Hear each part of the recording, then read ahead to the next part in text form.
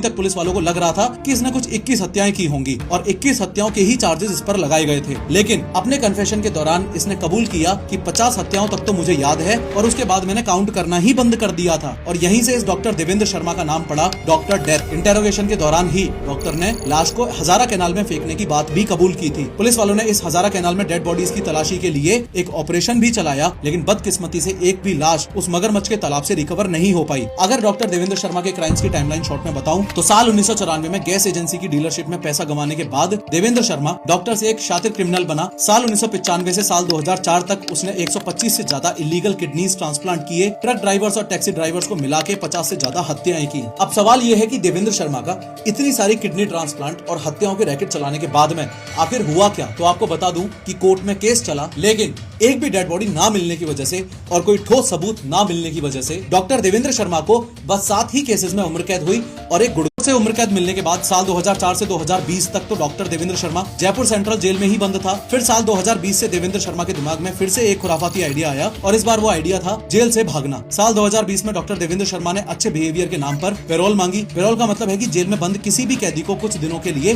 Jail से बाहर जाने की परमिशन मिलती है, यानी कि एक temporary release, mostly family emergency, health issues या गुड बिहेवियर के नाम पे डॉक्टर को 20 दिन की पैरोल ग्रांट की गई। यहाँ पे ये बात आपको अच्छे से पता होनी चाहिए कि पैरोल पे निकले हुए कैदी को पुलिस स्टेशन जाकर अक्सर साइन करना पड़ता है, ताकि पुलिस को ये कंफर्मेशन रहे कि वो कैदी भागा नहीं है। अगर वो साइन नहीं करता तो उसका पैरोल कैंसिल हो जाता है। प्लस अगर वो टाइम पे वापस जेल नहीं आता तो पुलिस उसे भगोड़ा मांग लेती है। ये साइन करने वाली रिक्वायरमेंट बेल वाले केसेस में भी होती है। बेल का मतलब है कि किसी बंदे पर केस चल रहा हो, लेकिन कोर्ट ने उसे जेल से बाहर रहने की परमिशन दे दी हो कुछ टाइम के लिए, लेकिन उसे कुछ रूल्स फॉलो करने पड़ते हैं। अगर आपने सिंघम मूवी देखी होगी तो ये बात आपको अच्छे से समझ आ रही होगी कि कैसे जयकांत शिकरे सिंघम के गांव में साइन करने जाता है। अब देवेंद्र शर्मा ने तो